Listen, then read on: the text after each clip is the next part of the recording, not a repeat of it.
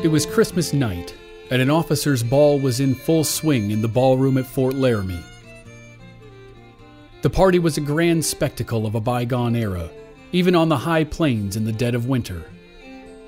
The ballroom was cozy and warm, and glowed with lamplight. The men were dressed in their sharpest uniforms, and their wives displayed their finest dresses.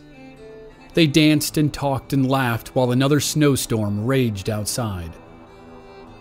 The officers were about to select their partners for the next dance when the ballroom doors flew open with a crash. A soldier stumbled inside, clutching a man who could barely stand up. The band fell silent. The women gasped.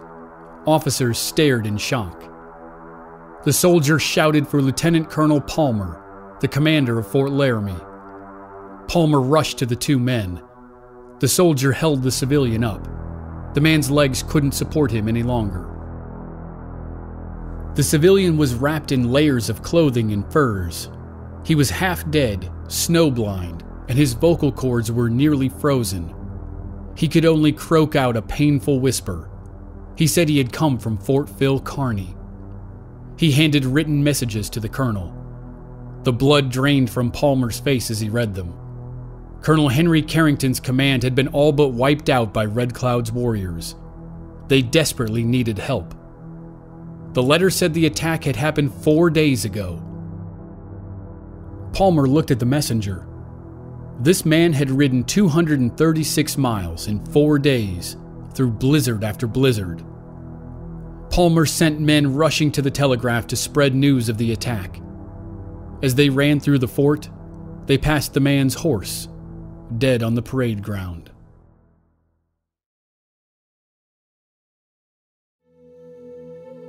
From Black Barrel Media, this is Season 4 of the Legends of the Old West podcast.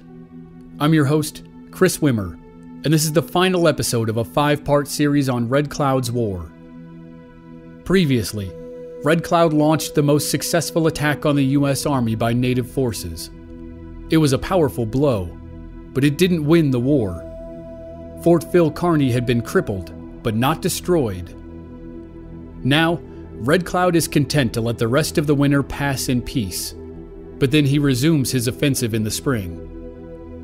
The U.S. government fears there is no end in sight and finally agrees to a deal. The U.S. gives Red Cloud everything he wants, for a little while. We're proud to partner with the Cowboy Lifestyle Network. You can now find links to our show on their website, cowboylifestylenetwork.com, and their social media channels, GoCLN on Facebook, Cowboy Lifestyle on Twitter, and Cowboy Lifestyle Network on Instagram. Cowboy Lifestyle Network is a one-stop shop for rodeo news and stories about fashion, art, music, Native American culture, and all things Western. And now, here's Episode 5, Endgame.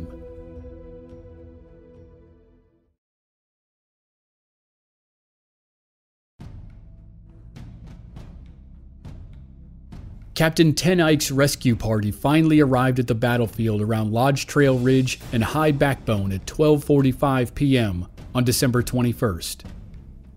Instead of taking the most direct route to the site, he had led his men to a hill 200 yards to the east. The longer route cost them 15 to 20 minutes, which Carrington would note soon enough. As they crested the hill, they looked down on the valley below and witnessed a sight never seen by the eyes of white men who would live to tell the story. The valley was a hive of thousands of warriors. Some were pulling arrows out of the ground to be used later. Some were loading their dead onto makeshift sleds. About a half a mile away, another group was clustered on a rock pile. But there were no soldiers. When the warriors spotted the relief column, they shouted and jeered and thrust their weapons into the sky, screaming at the soldiers to come down and fight. When the soldiers didn't move, the warriors retreated out of the valley and out of sight. And now the soldiers could see what they couldn't see before: dead bodies, and the parts of dead bodies. The captain led his men slowly down the slope of Lodge Trail Ridge and into the Pino Creek Valley.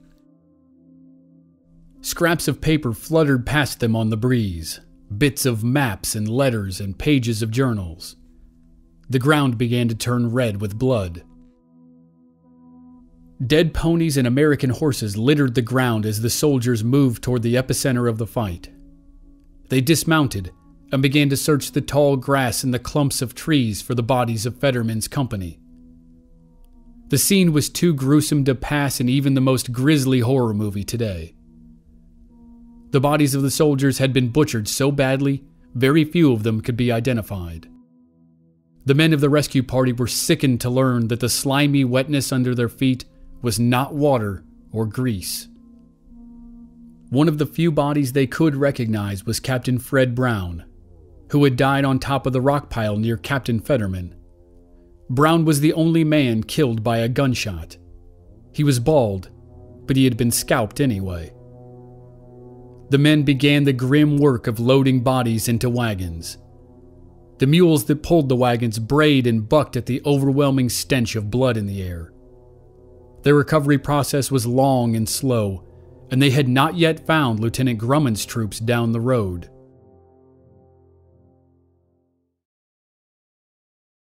At the fort, the silence was maddening, and the wait seemed to last forever. Captain Ten Eyck had sent a messenger back to Colonel Carrington when the rescue column had arrived at the hill. The messenger reported an enormous war party, but had no details about Fetterman's troops. All he could tell Carrington was that there were thousands of warriors, and Fetterman was nowhere to be seen. They feared the whole company was gone. Carrington sent the messenger back to the battlefield with a note that chastised Ten Eyck for taking the longer route to the scene that cost him valuable time. He told the captain to find Fetterman, link up with the woodcutters, and get everybody back to the fort immediately. As the messenger raced back toward the battlefield on one of Carrington's personal horses, since there were no others available, Carrington braced for an attack on the fort. He ordered all the civilians into the fort and put every man who could hold a gun on guard duty. But the attack never happened, and the rest of the afternoon passed in agonizing silence. At dusk, the rescue party trundled back into the fort with 50 bodies piled into wagons. That meant there were still another 30 bodies out there somewhere. Carrington called for volunteers to carry the news to Fort Laramie.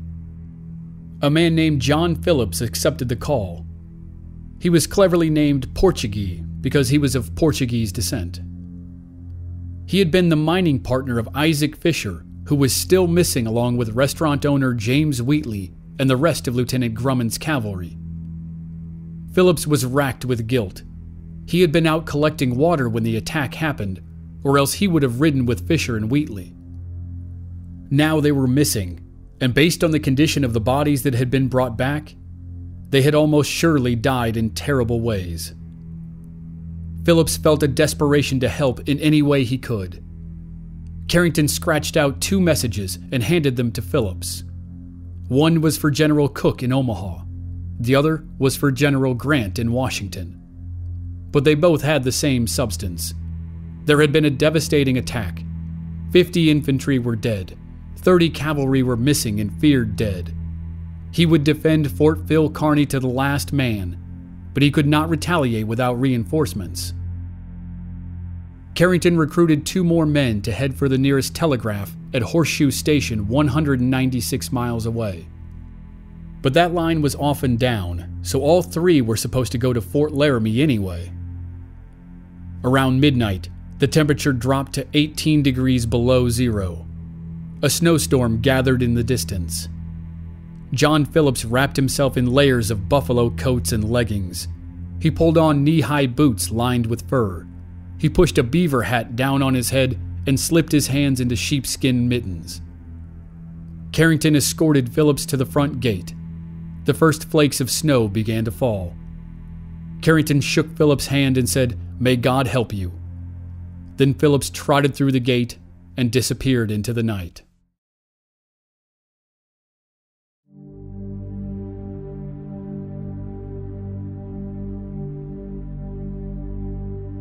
At Red Cloud's camp on the Tongue River, There were 3 days of mourning for the warriors who had died in the attack that was being called the Battle of the 100 in the Hands, which took its name from the holy man's prophecy. On the 4th day after the battle, the celebration began. Victory dances lasted long into the night. Special honors were given to great warriors. Yellow Eagle was honored for leading the attack on the woodcutters. American Horse and Young Man Afraid of His Horses were honored for their attack on Captain Fetterman's infantry. And Crazy Horse was honored for his fearlessness in leading the Americans into the trap. Crazy Horse was now firmly in the spotlight. From this point forward, he was no longer just an outstanding warrior. He was being groomed for leadership. The highest honor was reserved for Red Cloud. It was his strategy that led to victory.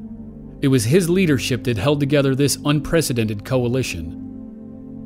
Red Cloud accepted the compliments, but he was reticent. The attack had been nearly flawless, but he hadn't accomplished his goals. They hadn't killed all the soldiers, and they hadn't burned the forts to the ground. The Bluecoats would surely send more men. Red Cloud now told the masses that they should move west to the base of the Bighorn Mountains instead of east to the Black Hills. They would rest and recover for the remainder of the winter, and then next spring, they would crush Fort C.F. Smith and Fort Phil Kearny. Hopefully that would force the army to leave the area forever. Around noon on December 22nd, the day after the battle, Colonel Carrington rode out to the site of the attack. He had to see it for himself. He took 83 soldiers and civilians with him, the best of what was left. Captain James Powell stayed behind to protect the fort. They had expected an attack at dawn, but it hadn't happened. Before Carrington left the fort, he gave a private order to Powell. If a war party attacks, put all the women and children in the ammunition warehouse. Hold out as long as you can. But if all hope is lost, blow up the warehouse. Let no one be taken alive. When Carrington reached the battlefield, he looked down at the carnage that Captain Ten Eyck had seen the day before, except now it was frozen. The temperature hovered around 0, and the remaining bodies were locked in grotesque contortions. The recovery team eventually found Lieutenant Grummond and the men who had ridden with him into the fake village. Grummond had been decapitated, in addition to the usual mutilations. James Wheatley and Isaac Fisher were found with a cluster of 4 or 5 soldiers. The ground around them was covered with spent cartridges from their Henry rifles. The soldiers who collected their bodies counted 65 bloodstains in the snow in a large circle around the dead men. The little group hadn't survived, but it hadn't gone out alone either. Carrington and his men collected the remains of the rest of the fallen soldiers and transported them back to the fort. 3 days later, on Christmas Day, Carrington sent a grave-digging detail out to the cemetery near Pilot Knob to dig a trench for the caskets of the dead. But a blizzard had struck on Christmas Eve, and it was impossible to break ground. On the 26th, the burial was finally accomplished. Now, the survivors at Fort Phil Kearny could do nothing but wait. They had no idea which would arrive first, a war party or reinforcements. On Christmas morning, John Portuguese Phillips stumbled into the telegraph office at Horseshoe Station, 196 miles from Fort Phil Kearny. For 3 days he had ridden by night and hid during the day. Somewhere on the trail, he had joined with the other 2 men dispatched by Carrington. They had been pounded by a relentless series of blizzards. They were frozen, starving, and barely alive, and their horses were worse. The 3 men collapsed near the fireplace while the telegraph operator tapped out Carrington's messages. But the operator warned the riders that there was no way to guarantee the messages would get through.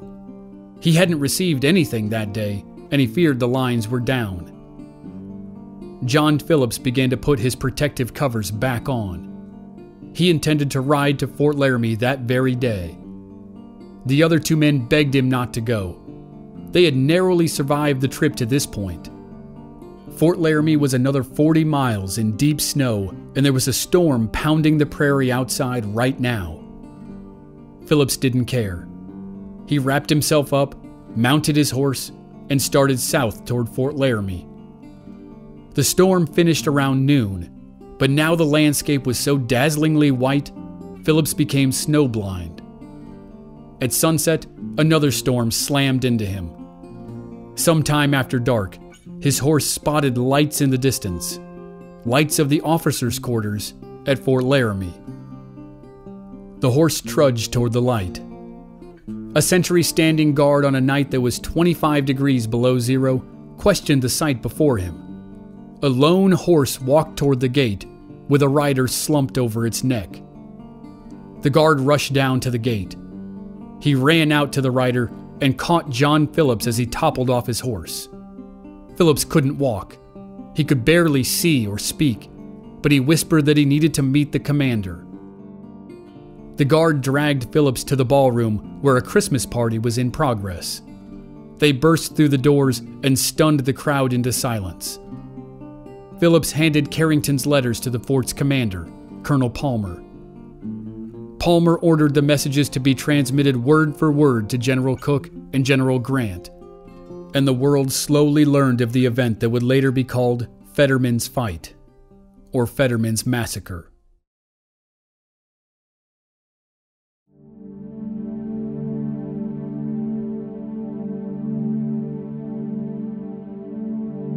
The first reinforcements arrived at Fort Phil Kearny on December 27th.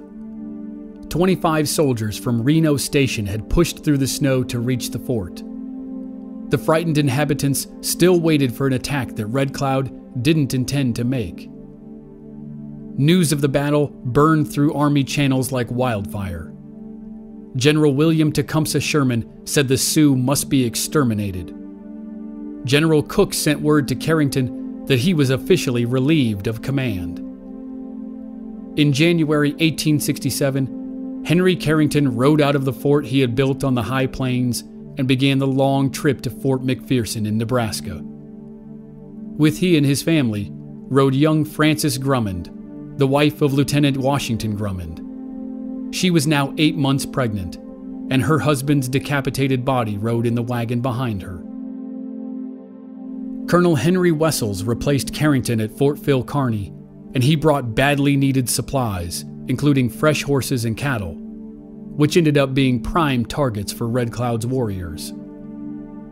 As promised, Red Cloud and his forces moved back to the Tongue River in the spring and immediately resumed their harassment of the fort and all those around it. The small fights in June were vicious. The livestock vanished.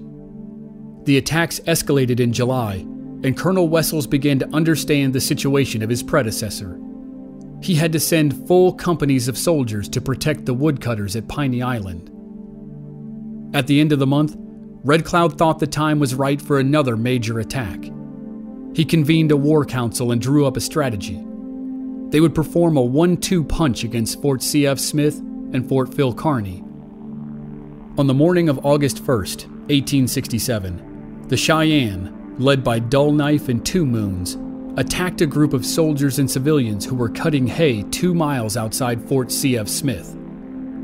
2 troopers and a civilian died in the initial assault. Then the Americans formed a loose corral and withstood wave after wave of attack. A rescue party from the fort finally reached them at sunset, and the Cheyennes slipped away into the hills. The next day, Red Cloud and 1,000 warriors rode down on Fort Phil Kearny. On the morning of the 2nd, a wood-cutting train and its armed escort left Piney Island with full wagons to travel to the fort. At the same time, the next shift left the fort with empty wagons to go out to the wood camp. One of the men who rode out of the fort that morning was John Portuguese Phillips, who had survived his incredible trip to Fort Laramie and returned to Fort Phil Kearny. 2 veteran officers of Carrington's command escorted the wagons, Captain Powell and Captain Ten Eyck. At around 9 a.m., The two wagon trains were about to pass each other 3 miles from the fort. Then someone spotted warriors watching them on a hill. Those warriors were actually Red Cloud and another war chief. Moments later, 1,000 screaming braves roared over the hills.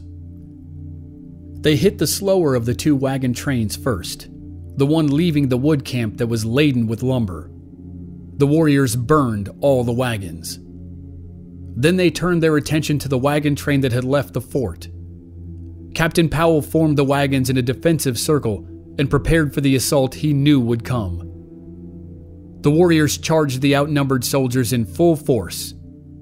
They were prepared to accept heavy losses because they thought they only had to absorb one volley of gunfire from old Civil War muskets. Then they could fight on their own terms, hand to hand. But they were shocked when the soldiers kept firing. The troops now had Springfield Allen breechloaders, and they held off waves of attacks for more than 5 hours before Red Cloud's forces finally withdrew. The assault had killed several soldiers and destroyed a shipment of lumber, but again, it fell short of Red Cloud's goal. Both forts still stood. Both forts still had soldiers in them. It didn't feel like a win for Red Cloud in the moment, but he would soon find out that he had caused far more psychological damage than physical damage, and that would win him the game. When word of the attacks reached the politicians in the East, they were beside themselves. Red Cloud had done something, yet again, that had never been done before. He had held together a multi-tribal coalition for 2 fighting seasons in a row. They showed no signs of slowing down, let alone stopping. One army commander said it would take 20,000 soldiers to stop Red Cloud. That was a third of the United States Army. The government was not prepared to commit those numbers to a fight in the West, so it needed a treaty. In October 1867, the first treaty talks commenced. Representatives from both sides met at Fort Phil Kearny, but Red Cloud proved himself a master strategist again. He would not attend in person until the time was right. His men conveyed one basic message. There would be no peace until the Bozeman Trail was permanently closed, and the outposts of Reno Station, Fort Phil Kearny, and Fort C.F. Smith were abandoned.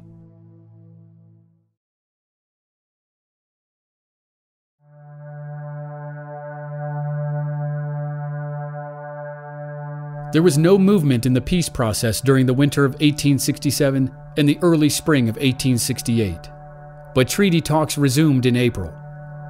A peace commission arrived at Fort Laramie, and Red Cloud's men had the same message as before: leave. Close the Bozeman Trail, abandon the forts, and leave.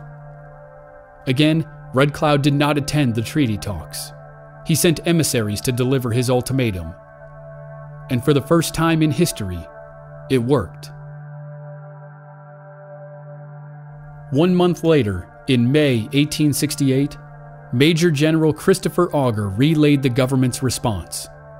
The Bozeman Trail would be closed to travelers, and the outposts of Reno Station, Fort Phil Kearny, and Fort C.F. Smith would be abandoned. Red Cloud had won. He had forced the United States to sign a peace treaty on his own terms, and the U.S. conceded to all his demands. But Red Cloud was not a fool. He had seen every previous treaty broken in short order. He wanted proof before he would actually sign the deal. That summer, he received the proof. Soldiers began moving equipment out of Fort C.F. Smith, the northernmost outpost on the plains. The contents were sold to a Montana freight company. At Fort Phil Kearny, Colonel Wessels and his men began dismantling everything they could take with them as they prepared to leave.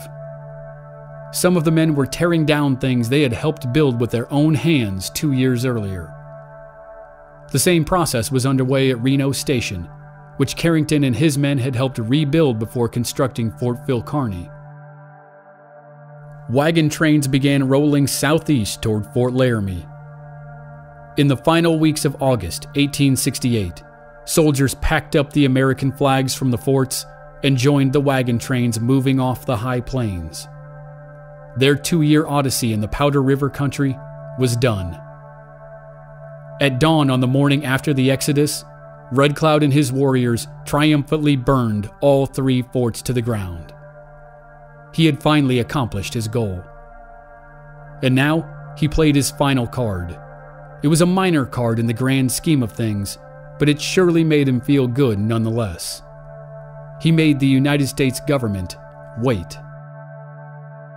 The Army abandoned the forts at the end of August, right around the time the fall buffalo hunt was about to begin. Red Cloud made the U.S. wait until his tribe had completed the hunt before he signed the treaty. For 2 long months, the government waited anxiously for Red Cloud to anoint the deal. On November 6, 1868, he rode into Fort Laramie as a conquering hero. The U.S. had closed the Bozeman Trail and abandoned the 3 forts, and ceded the most precious land of the western Lakota to Red Cloud. These were the hunting grounds of the Powder River and the Black Hills. Red Cloud's territory would be the southeastern portion of Montana, the northeastern portion of Wyoming, and the western half of South Dakota. He was 47 years old, and it was the happiest moment of his life. But predictably, it wouldn't last.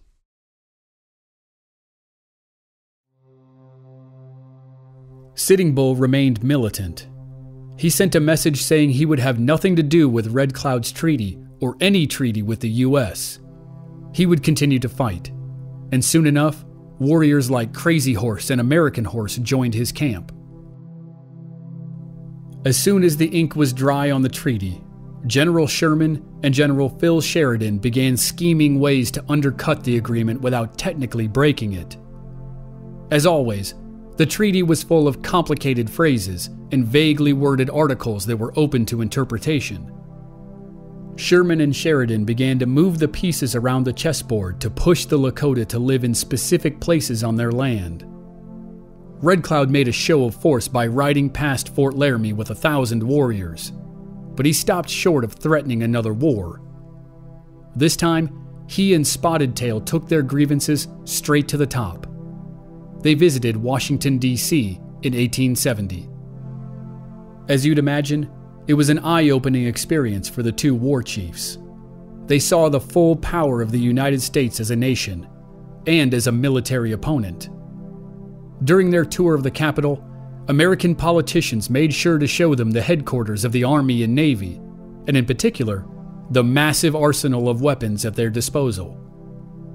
President Ulysses S. Grant held a grand reception for Red Cloud at the White House. The war chief was now famous, and he was the talk of the town. His contingent then traveled to New York City, where his fame continued to grow. Red Cloud surely enjoyed the adulation, but he also realized how small his victory had been.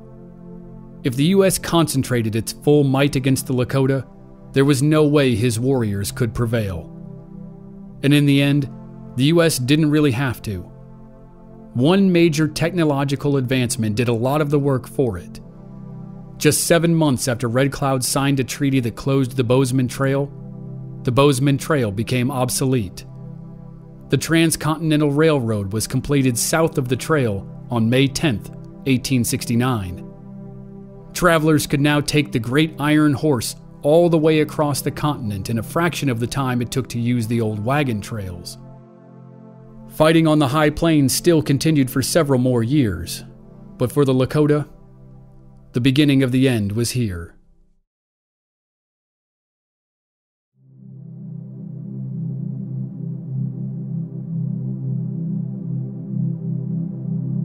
In 1872, Red Cloud moved to the first reservation on the plains. It was called the Red Cloud Agency, and it was in northwestern Nebraska, not far from where he was born. A year later, the financial panic of 1873 gripped the nation, and the government was desperate for gold once again. Pursuit of the ore had never dwindled on an individual basis. Miners ignored every treaty and every tribal boundary in the country as they searched for the mineral. But now it was even more valuable than usual. The following year, it was found in the gulches of the Black Hills. whites rushed into the most sacred land of the Lakota, heedless of treaties or traditions. The army made a nominal attempt to kick out the trespassers, but in the end, the gold won out, as it always did. Soon enough, one of the most infamous boomtowns in American history sprang up in a gulch named for the fallen trees on its hillsides, Deadwood. As that raucous town came to life, Sitting Bull and Crazy Horse fought the last major battle on the high plains. They wiped out the command of a flamboyant general named George Armstrong Custer, who suffered the same fate as Captain Fetterman in roughly the same area. 2 years later, in 1878, the Red Cloud Agency moved to South Dakota and was renamed the Pine Ridge Reservation. Red Cloud and Pretty Owl moved with it. They had 9 children, and Red Cloud's lineage followed in his footsteps. They adopted the white man's ways. They lived in houses, wore shirts and pants, and attended schools. Red Cloud's eldest son, Jack Red Cloud, became head man of the Oglala. Jack's son, James, also became head man. James' son, Oliver Red Cloud, became chief, and he passed away just 6 years ago, on July 4th, 2013.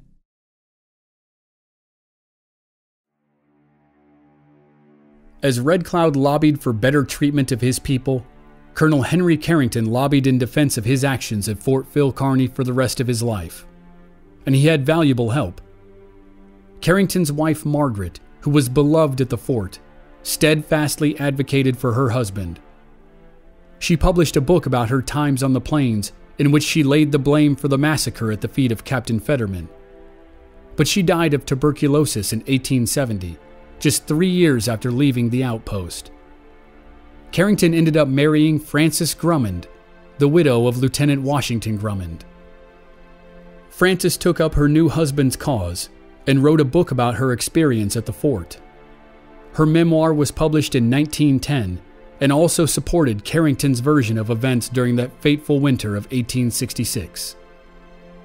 Carrington spoke about the event as often as anyone would listen until he passed away October 26, 1912, at the age of 88. Red Cloud also lived to be 88 years old. After he returned from his tour of the East in 1870, he swore he would never fight again, and he never did. Sitting Bull and Crazy Horse made overtures throughout the years, but Red Cloud turned them down.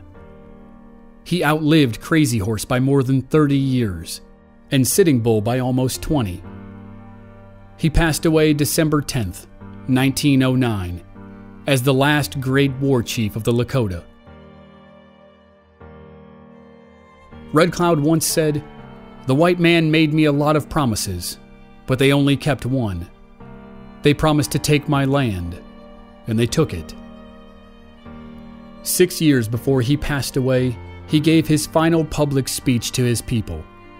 He was direct and to the point, as always, but he was also poetic. Here's the beginning of his speech, which seems a fitting end to his story. "My sun is set. My day is done. Darkness is stealing over me. Before I lie down to rise no more, I will speak to my people. Hear me, my friends, for it is not time for me to tell you a lie. The Great Spirit made us, the Indians, and gave us this land we live in. He gave us the buffalo and the antelope and the deer for our food and clothing. We moved our hunting grounds from the Minnesota to the Platte, and from the Mississippi to the Great Mountains. No one put bounds on us. We were as free as the winds, and like the eagle, heard no man's commands."